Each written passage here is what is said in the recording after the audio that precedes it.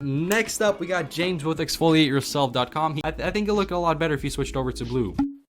Next up, we got James with exfoliateyourself.com. He's selling a product that kind of, what does it say here? It removes peach fuzz. It's a facial exfoliator and a hair remover. Overall, pretty decent website. I just wanted to show this one because it can be made a million times better. Were this person to kind of bullet point their product description and add some diagrams and some GIFs and whatnot in between. As you can see, there's a ton of long paragraphs here. Honestly, this could be the best sales pitch in the world, the most convincing product description in the universe, but I wouldn't know because I'm not reading this. For all I know, you could have just pasted the Apple terms of service in here. I wouldn't know the difference because at this point in time, in this time we live in, people have the attention span of a goldfish. Nobody has long attention spans. You're marketing to people who enjoy making impulsive purchases, not reading novels when they click on an advertisement. But seriously, I think with a better description, this product can go very far. Also, maybe add some reviews that have images in them and people actually describing the product.